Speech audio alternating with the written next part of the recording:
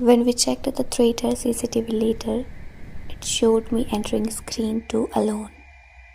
But the seat I ran from, it slowly folded down like someone invisible was sitting there. And the projector, the one that hasn't worked in 3 days, turned on by itself, playing footage from my childhood that nobody else should have. I used to work the closing shift at the tiny indie theater in Oregon. Nothing special, old seats, sticky floor, and a popcorn machine that constantly burned. But the place was quiet, and honestly, I liked the peace. One weekdays, we barely had customers. By 10 p.m., the building was almost always empty. But only Thursday night sometimes happened that I still cannot forget. At 11:05 p.m., the front door jammed. A man walked in. He was tall, way too tall, with shoulders that looked sharp under a long oversized coat. He didn't talk, he didn't look around. He simply pointed towards screen 2. I checked the schedule. Screen 2 wasn't even running anything at that time. It had been shut down since 10:30. I told him, "Sir, we are closing." He didn't respond, he just kept pointing. Something about his silence made my skin crawl, so I printed a ticket to avoid any argument. But he didn't take it. He just turned and walked straight down the hallway. Didn't wait for the ticket, didn't speak, didn't even glance. That's when the first weird thing happened. 3 days earlier, the screen 2 projector had completely died. Electricity failure. It couldn't even power on. But when I glanced at the hallway monitor, screen 2 was glowing. The projector was on. I thought maybe the tech guy had fixed it earlier, so I went to check. The hallway felt unusually cold, like stepping inside a fridge. The door to screen 2 was slightly open with a soft flickering light coming through. I pushed it gently with my foot. Inside, the movie wasn't playing. It was home footage video. Old, fuzzy, yellowish tint. We could hear something breathing behind the camera. Kids playing, a birthday cake, a woman laughing.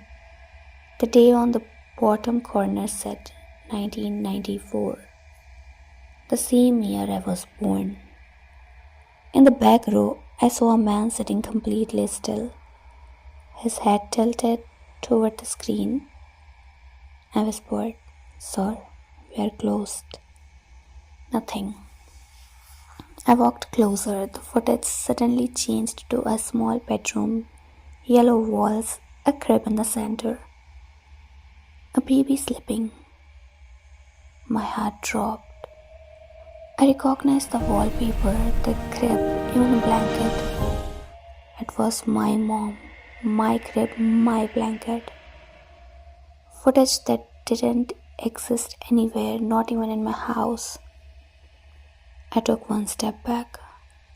The man in the back row stood up, and with a slow, unnatural movement, like his bones were too long. And when he turned towards me, his face looked like my father. Not exactly. It was like someone tried to copy my father's face from an old photo and got it wrong. The features were stretched, uneven, lifeless. My dad died when I was 6. The man took a single step forward. The screen flickered violently, fast, glitching images of my childhood flashing like broken memories. My first birthday, my mom crying, a hospital door, hands I didn't recognize. Then complete darkness. I ran out of the auditorium so fast I nearly fell. I slammed the door and called my manager. He arrived 10 minutes later. We opened screen 2 together.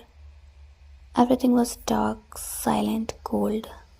The projector was unplugged, not just physically disconnected, but the seat where the man was sitting is still warm. My manager thought I was just tired until we checked the security cameras. And this is what we saw. I walked down the hallway alone. I entered screen 2 alone. Inside the theater, the seat behind me slowly folded down, as if someone invisible sat there. And when I ran out, something tall, a dark shape stood up in the shadow behind me.